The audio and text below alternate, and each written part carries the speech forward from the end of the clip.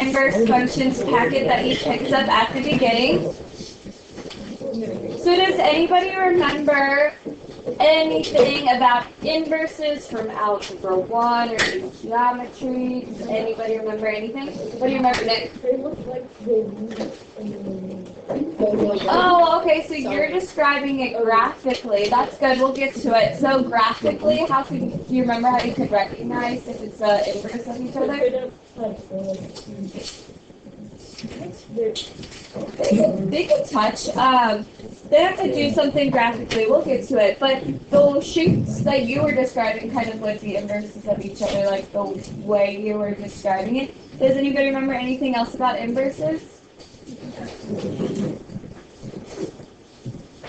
So, if you, for notation-wise, and normally when I'm talking about a function, I'm talking about f of x, right? So that's my function notation. So to describe an inverse, I have my f inverse of x. So kind of our notation for our inverses is having that -1 exponent type notation, if you would. So you would kind of say that as your f inverse of x. Good morning, Dr. King. So you would say f inverse of x here.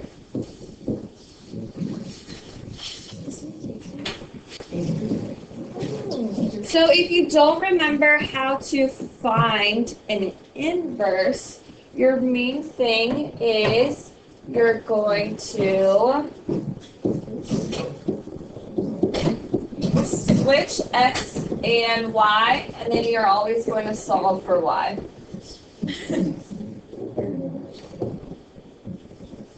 So, thinking about switching x and y, so remember we talked about last unit, your x is your domain, and your y is your range. So basically, if functions are inverses of each other, the original function's domain would become your inverse function's range. And likewise, your original function's range would become the inverse function's domain. So those domain and ranges of each other switch. Thinking about you're switching your x and your y's. So thinking about it, super simple with just some ordered pairs here. So checking out number 1, looking at those ordered pairs, is this one a function? Yes. How do we know? Perfect. Those x's don't repeat, so those domain values are going to be, I'm just going to write my set notation here with 3, 6, and 9. So just the values I have. I'm not using interval here because it's not going, it's specifically only 3, 6, and 9. So in our range values here would be 5, 10, 15. So let's think about my inverse, what this would look like. So if my first ordered pair is 3, 5, the inverse would look like what? 5, 3, right? I'm switching my x and my y. My next point would look like 10, 6, switching x and y. And then lastly, we would have 15, 9, switching x and y again. So what do we think? Is this one now a function? Yeah, all those now domain values are all unique. So our domain here, in this case, are what values? 5, 10, 15. And then our range is what values? 3, 6, 9. Yeah, so thinking about, notice here, how for your original function, your domain is now the inverse range, and the original function range is now the domain. So why don't you guys take a minute, try number 2 on your own one. Alright, so going back over number 2, what do we think? Was this one a function? No, why not? Yes, this 2 with my domain is repeating. So who can raise their hand and tell us what were those domain values here? What you get, Sarah? R2 and 3. And then what about for the range? How did you get?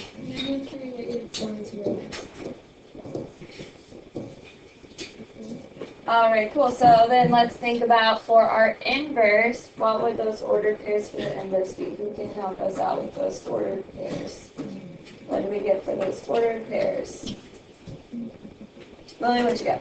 -3, 2, -4, 3, 0, 2, and 7, -4. Good. So was this one a function? Yes.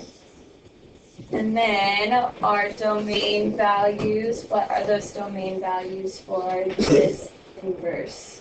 What did you get, Reed? -4, -3, 7.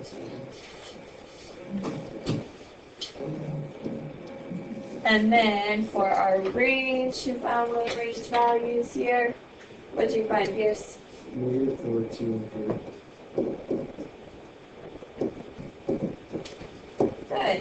So pretty simple, but let's start talking about what it would look like when these are just a linear function, not just these points. So remember when we talked about inverse, the main thing we said we need to remember is you're switching your x and your y, switching your domain with your range. And then after you wanted to solve for what? Y. Good. So that's going to be how we are finding our inverses. So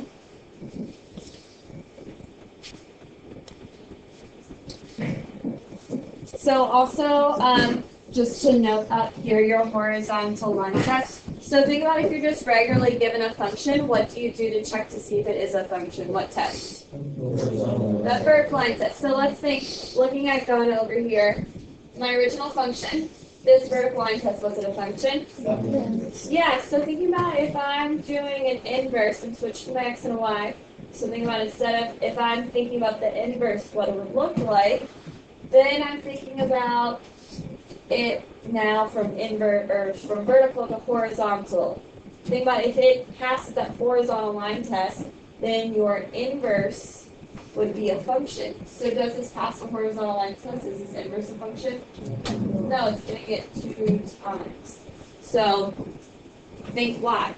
If I take the inverse of that quadratic, that U shape, it's going to look like something like this, like that U on its side. And we know like that's not passing that vertical line test.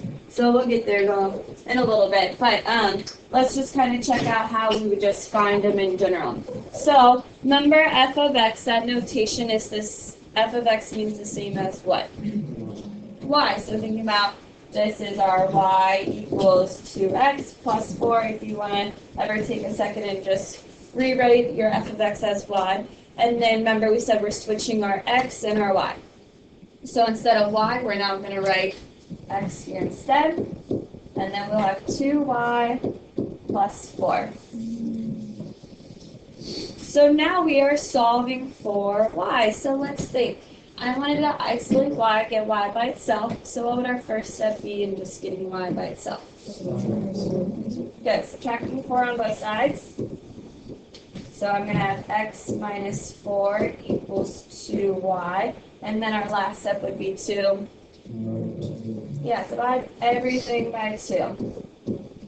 So I have my f inverse of x is equal to, you can write it as x minus 4 all over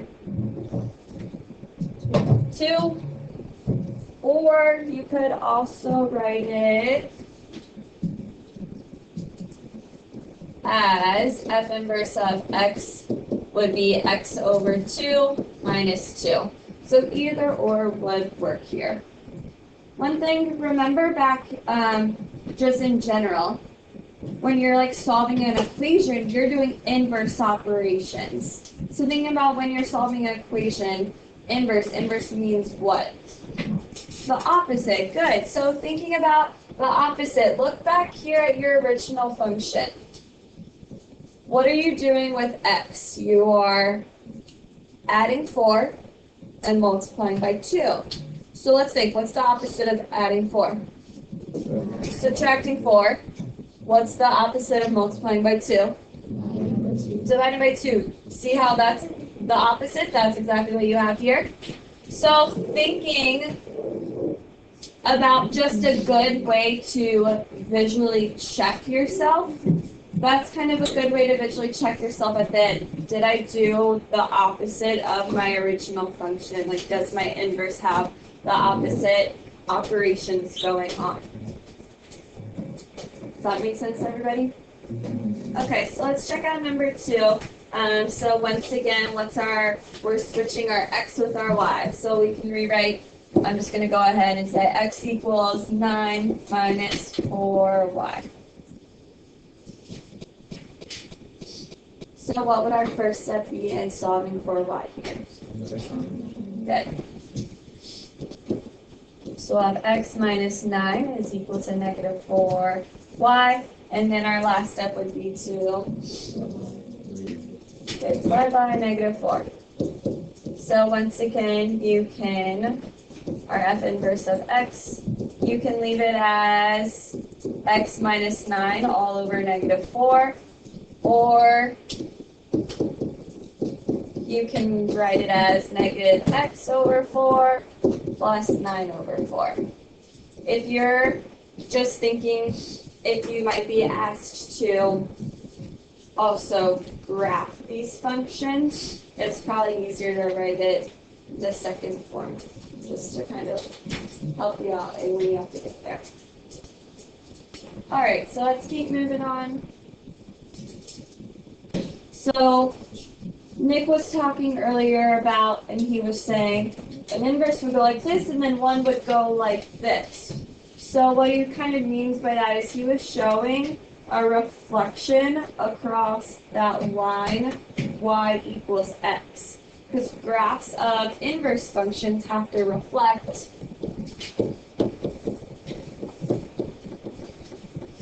over the line y equals x. So thinking about that y equals x, it's that linear line that'll go through your origin with that slope of 1. So here we have it as that dashed line. See how the blue and the red are inverse of each other? So if I was to take this paper, fold it right across that line, they are mirrored images of each other. So looking over here, I'm going to draw that line in green. Here we have that line y equals x. Are those two functions inverses of each other? Are they reflecting over that line? No. So they're not reflecting over that line here, so they would not be inverses of each other. If you kind of were thinking yes, it looks like maybe they're reflecting over your like x-axis. See how they're like mirroring over the x-axis? They want to be mirrored over the y equals x.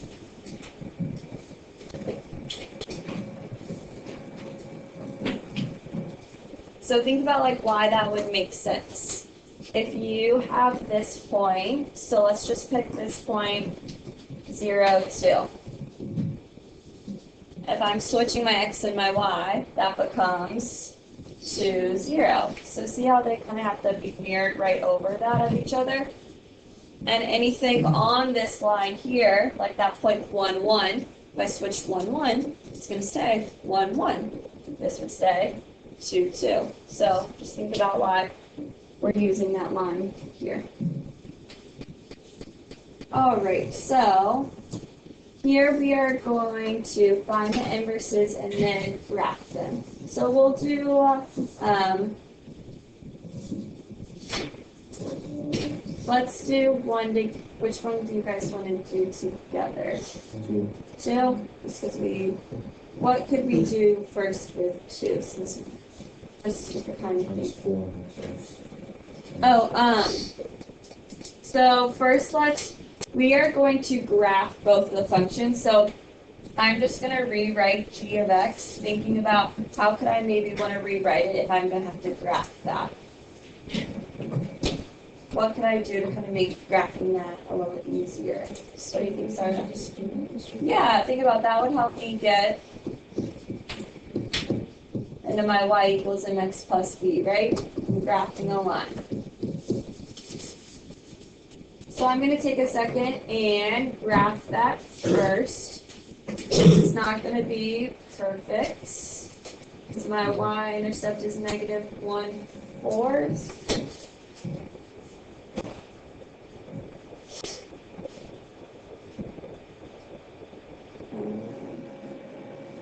Sorry, I'm trying to think about.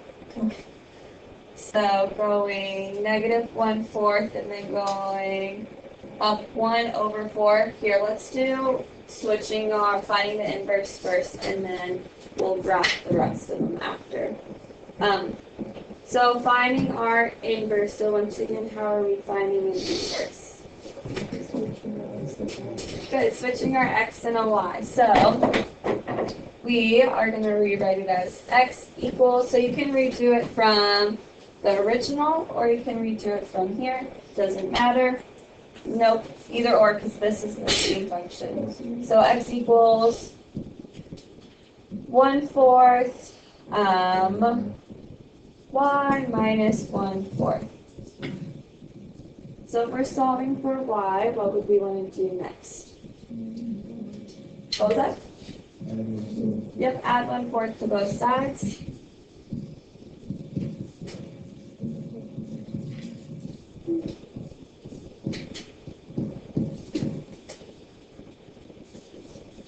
So we have x plus 1/4 equals 1/4 y.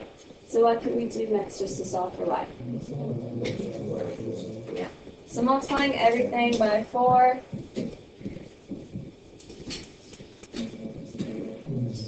So we would be having 4x plus 1 equals y, or our g inverse of x is 4x plus 1. Did anybody have any questions about that? Alright, so let's graph our inverse function. So I have 4x plus 1. So think about our y equals mx plus b. What's our y-intercept here? And then our slope is 4, so how can we get to our next point?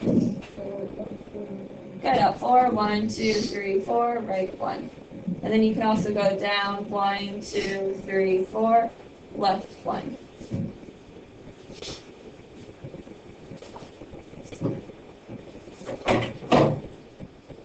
So this point, this guy up here was kind of tricky to graph, like exactly, right?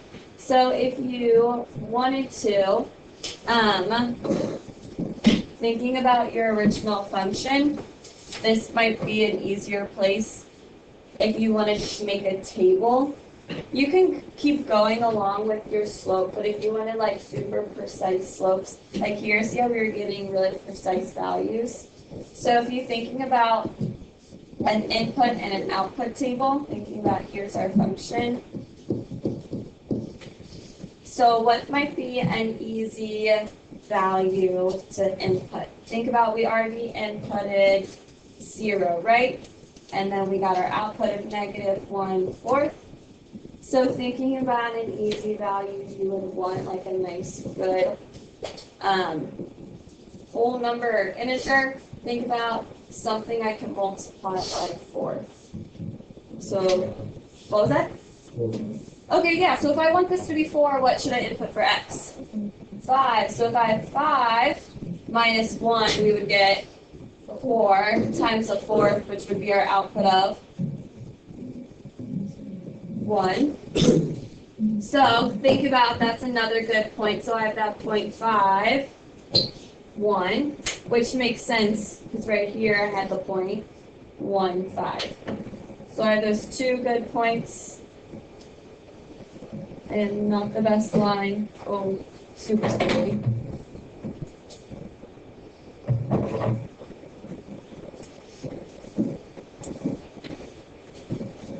So remember, if these are inverses, what should they be reflecting over? Y equals x. Think about that's our diagonal line here.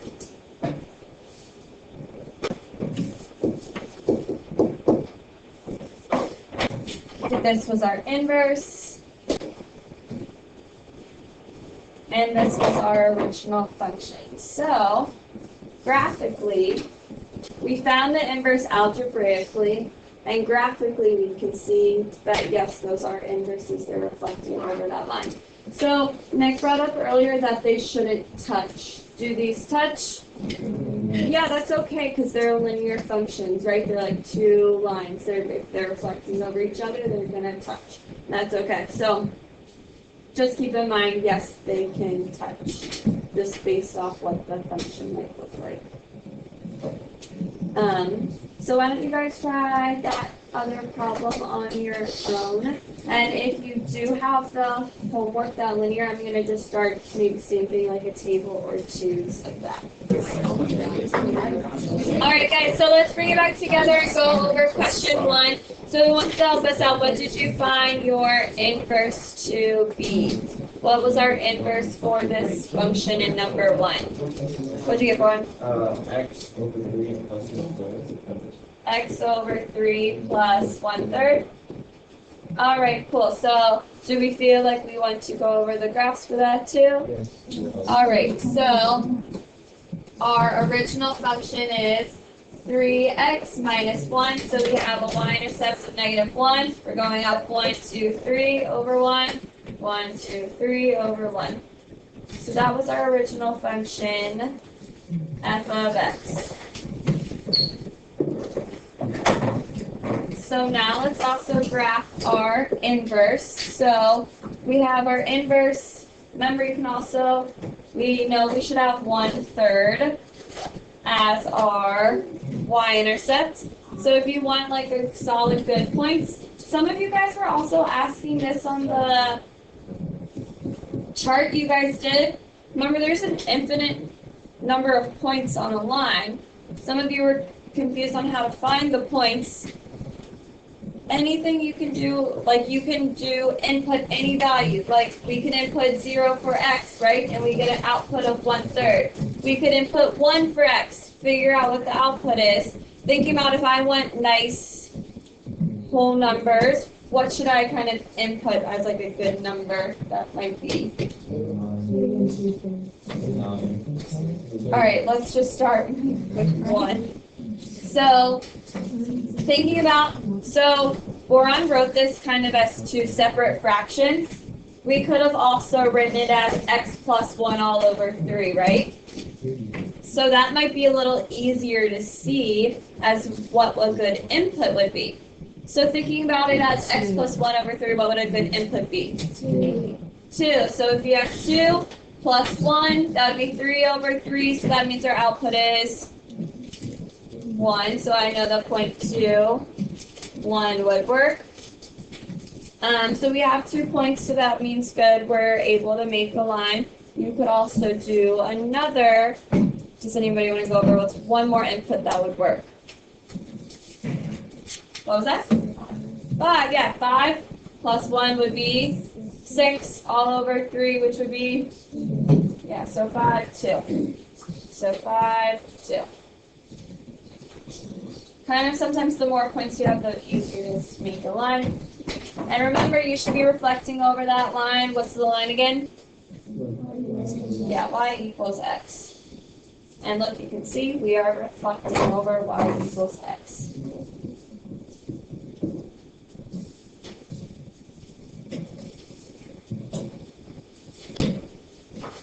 All right, any questions on those two? So we're going to now start talking about composition of functions. So when we're talking about composition of functions, this is kind of our notation we'll use. So we have, I'm talking about right here first. So kind of how this is said is we have f of g of x. Just kind of think about normally, we would normally just have g of x, right? And then, now I have another layer to it. Now it's saying f of g of x. So don't get that confused with being multiplication. It is still composition. So f of g of x is sometimes written as this. So that little O is not to be confused with a dot for multiplication. That, think about, is just another way of saying of. So f of g of x. So kind of visually think about how this works is normally when we just have our function g of x. Think about inside that parentheses is our x. X represents your input. So first I have x and I input it into our g function, right? When it just says g of x. So think about, I'm talking about this scenario right here. G of x. So always think about, I have x as my input, and I first input it into g, the g function, whatever it may be. Then I'm thinking about, I inputted that into g, and after you input something, you now have an output. So whatever that output was, now goes into our f function. So basically, now this would go into our f. So you'll really get it when you see some examples mathematically, but think about, you normally have your x, that's your input, and it's going into whatever it's closest to. So kind of work inside out. So at first it's going into g, it's what it's closest to, and then whatever that output may be, then now it's going to go into f. So thinking about how to say this. So your composite function. So the input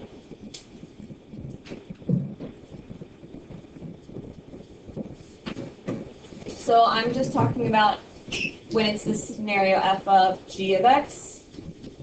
So input into your g function, and then that new output, or the output from g of x, now goes into your f function.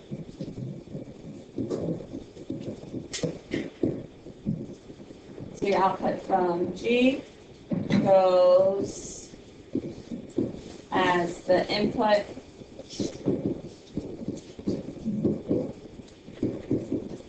into f.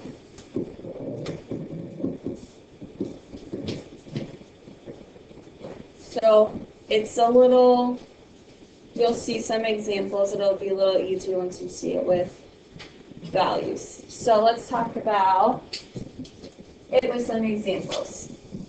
So we have h and m here. So let's see. First, let's just talk about how we would say this. How would we say this?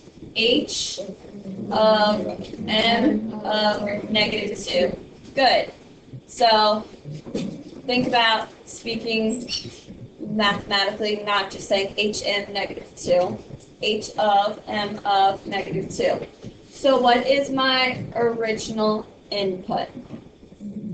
-2. Where's -2 going to go into first?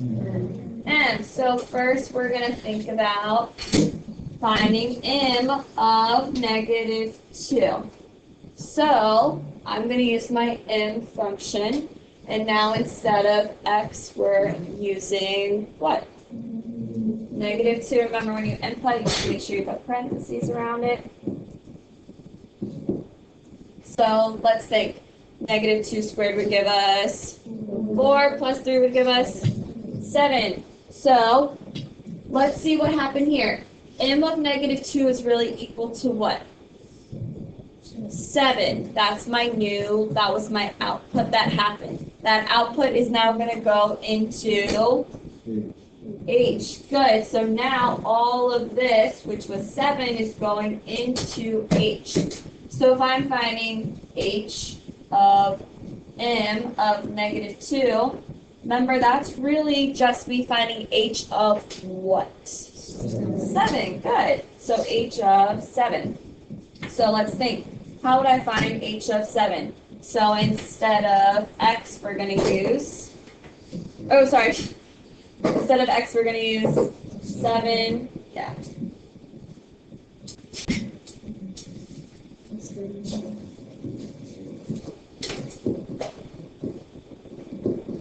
So 5 times 7 would give us, -4 would be, there we go, that's it.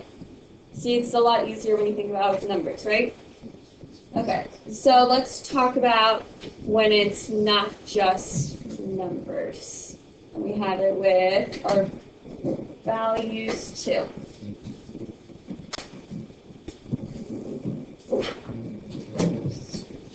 So how would we say this first of all?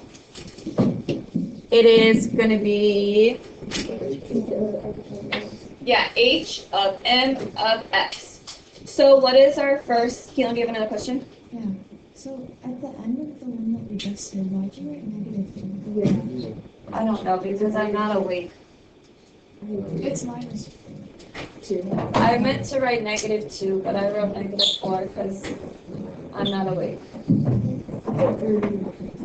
It's early morning, lots of talking last night. Yeah, back to school day. So, like two days of 2 school days in one. Thank you. Yeah. Okay, so back to h of m of x. So thinking about it when it's just our, I have no number to plug into m, right? So that means I'm just taking my h of m function. So if I'm trying to find h of m of x,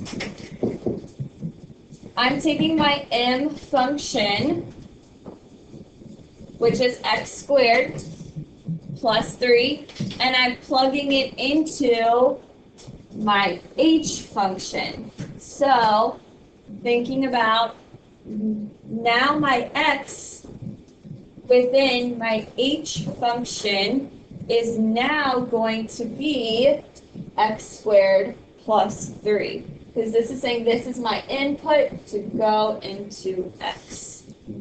So my h function is 5. And then my m function, which is now my input, is x squared plus 3. And then I have minus 4. So think about this is where my x was and my h. Now my input was the m, so x squared plus 3. So now what do you think we would do next to kind of simplify? Distribute, good. So we would have 5x squared plus 15 minus 4. So h of m of x is just going to be 5x squared plus 11. You guys feel like you could try the next two? Sorry, do you have a question? Yeah, after we look at the value of something other than x, like, instead of number, like, you know how this one was just x, like, so like, would there ever be like a y, or like another? Yeah. So this is a good question. I think this might be something on your homework. So let me see. Or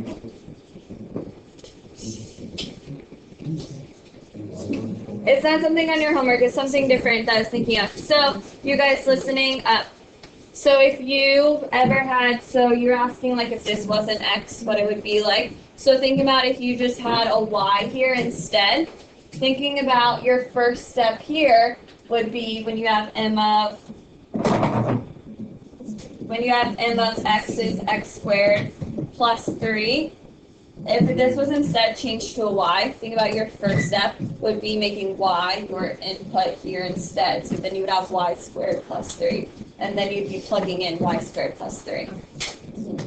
Alright, so why don't you guys try those other two on your own, and once again I'll come around and stamp off a few of y'all's. Keep going here.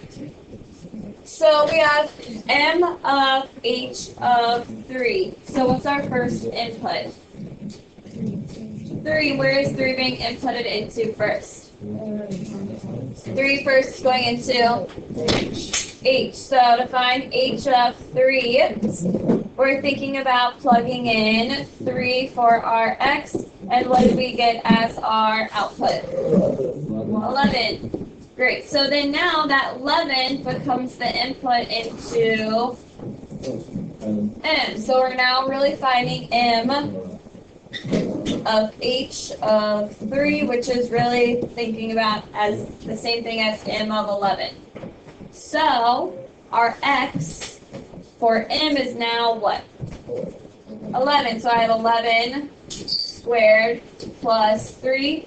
So that will give us what? 3. So let's talk about this next one because it's a little different, and this is kind of goes over something big that a lot of students struggle with. So we want to find M of H of X. So let's thinking about that. I'm taking my H function and I'm inputting it into M. That's what that's saying. So my H function here is 5x minus 4, and it's going into my M. So it kind of helps if you want to kind of like draw your arrows in. So to really find M of H of X, think about what that would look like. Here is where my input would go for my M function. And what is my input? It's that H function, which is, 5x minus 4. So this part right here is where a lot of students can kind of struggle. So while you're still kind of getting back into, like maybe dusting off some of your Algebra 1 skills, how should you kind of rewrite this to multiply it through? Can I just square 20? Can I just square the 5 and just square the 4? Yes. My number one pet peeve is when people do not FOIL it. So think about, take a second, write it side by side, and you can use that FOIL method. Nope, we're gonna get used to it. It's not going away. So kind of to review that FOIL. Remember, F in your FOIL stands for first, so that means 5x times 5x, which would give us 25x squared.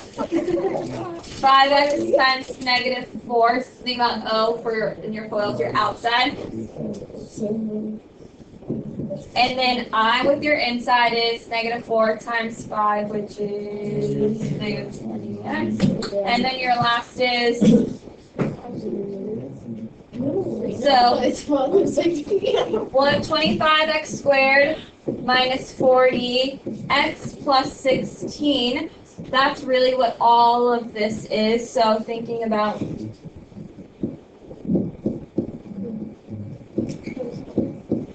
plus 16, and then I also have to add that 3. So your last step, simplifying it all together, you have 25x squared minus 40x plus 19. So we're going to be doing this a lot, as in squaring binomials. Anytime you're squaring a binomial, remember you should end up with a trinomial. So think about a binomial. That's 1, 2 terms. Trinomial, what you should end up with is 1, 2, 3 terms. So kind of a quick little trick. We'll be doing it a lot.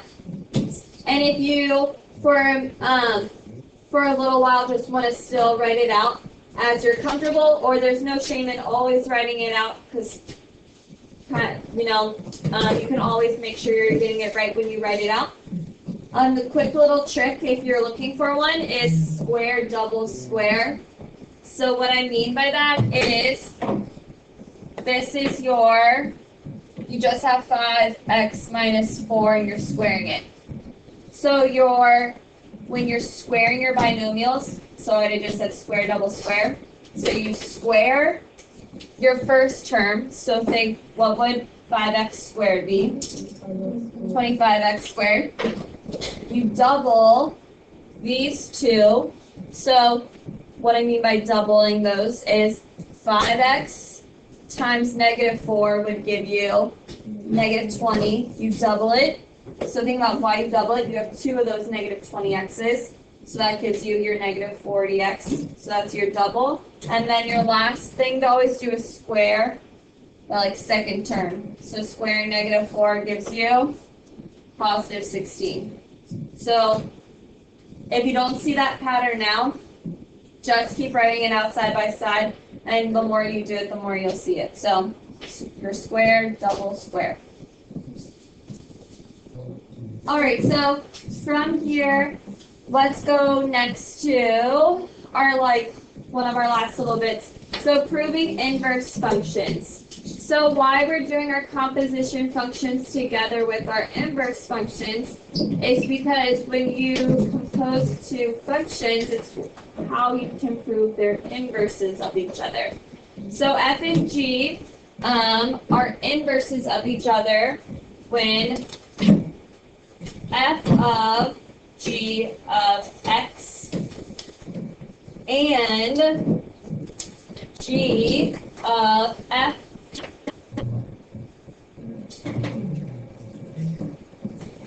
of x both equal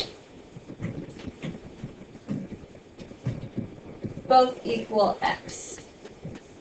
So if you have your f of g of x equaling x and your g of f of x both equaling x, then they would be inverses of each other. So think about our last problem we did. We ended up with 25x squared minus 40x plus 19. Was that a no plus 19 at the end, right? So would that have been an inverse? No, if it was an inverse, you should have just ended up with just x. So let's look at this example here. So you'll kind of see it, you'll see it. So you have two functions we want to use to see if they're inverses using composition. So I want to find two things. Two things I want to find are f of g of x. And what else do I want to also look for? I want to also look for g of f of x. So once again, if both of those at the end equal x, yes, they are inverses. But remember, it has to work both ways for both of them. So let's check it out first. So first, I input my g function into where? F. So think about this is my g. I input it as x into f. So I'm going to have 7. Then my g function was 1 over 7x plus 2 over 7. And then I'm subtracting 2. So if I'm trying to simplify first, what would we do here? Yeah, distribute the 7. So that'll become, I think, you're already saying it, x plus 2. And then I'm also subtracting 2. So now when you simplify it, you're just left with, right, plus 2 minus 2. So you're just left with x. So let's think. F of g of x equaled x. So we're halfway there. If g of f of x also equals x's, then yes, they're both inverses. So, does everyone see how we just simplified to just x? Think about kind of why that, you might, actually we'll talk about that in a second. So let's go the opposite way now. We have f of x as our input. So here's our f function, and we're inputting it into g. So if my g function, and then my input is my f, which is 7x minus 2.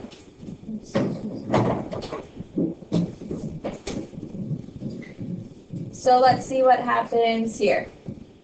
What would we do first to simplify again?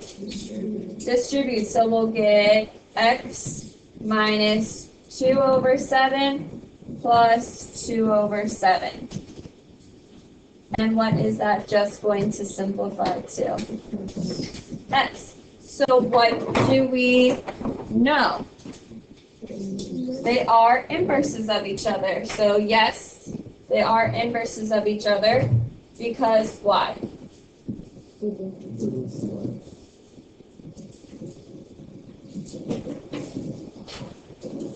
Because your f of g of x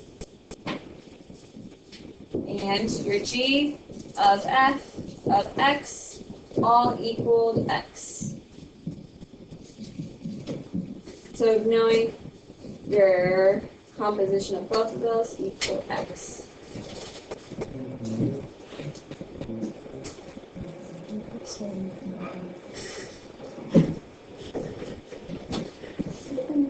Do you guys want to try the next two on your own? Okay, so try the next two on your own, and then we'll go over one last topic, and then we will come back. Let's look at number 1 to go over, and then we are going to try and do one last little thing, but if we can't, we can try and do it next class too. So first we're going to look at g of h of x. So thinking about h of x is my input into my g function. So think about writing your g function exactly as it appears, right? And then leaving a parenthesis space for your input. So your input was h, which was 3x minus 1.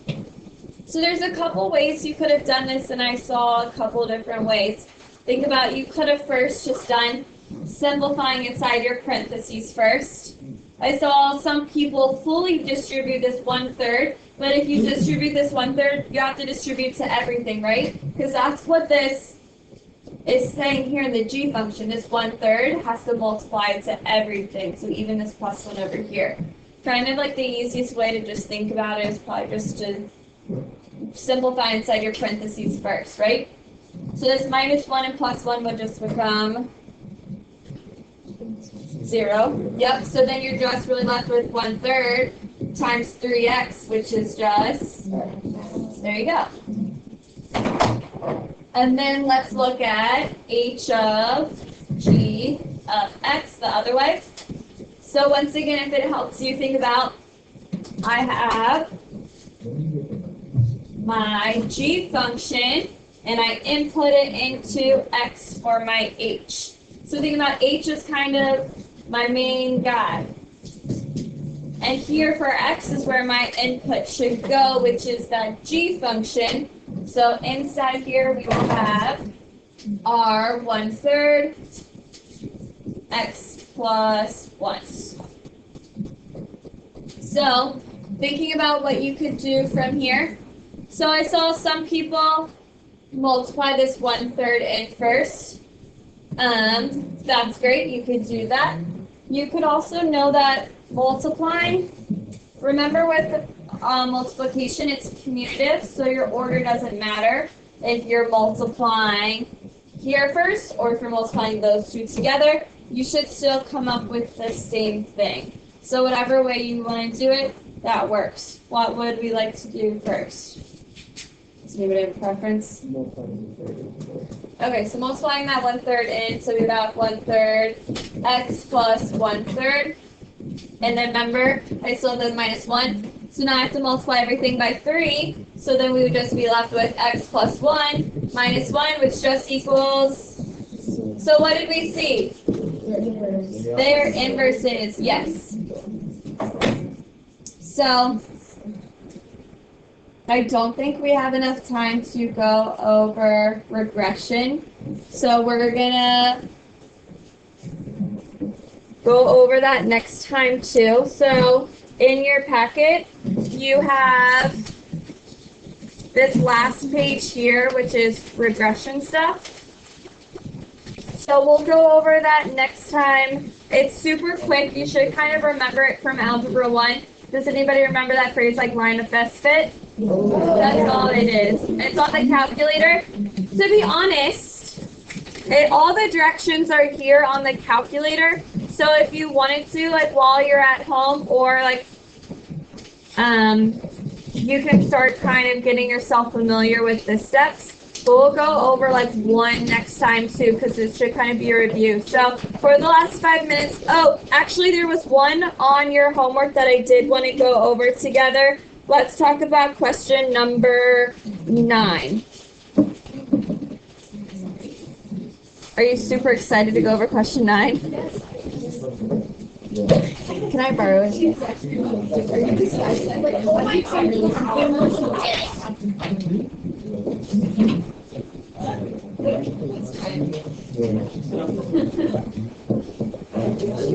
Okay, so let's go over number 9. So once again, if I'm trying to find an inverse, what should I do? Switch my x and y.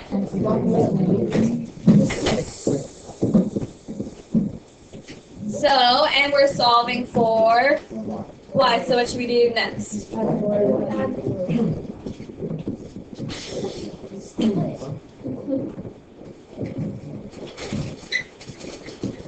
And then what would we do next to solve for y?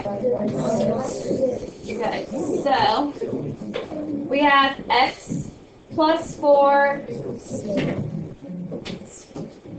So I have x plus 4 all over 6 equals y squared. So let's talk about this for a second. How do you, if you have something squared, think about I'm doing the opposite. So what's the opposite of doing that? Okay, great. So when I take the square root here, anytime see how we are physically writing in a square root to solve? Anytime we are physically writing in a square root, I have to include plus or minus in front. And we'll get more into that later. But just know our inverse function is plus or minus the square root of x plus 4 all over 6. So why we have to do that, I'm going to show you guys something on the computer, and it'll kind of visually show you. It's pretty cool. So hold on tight for a sec.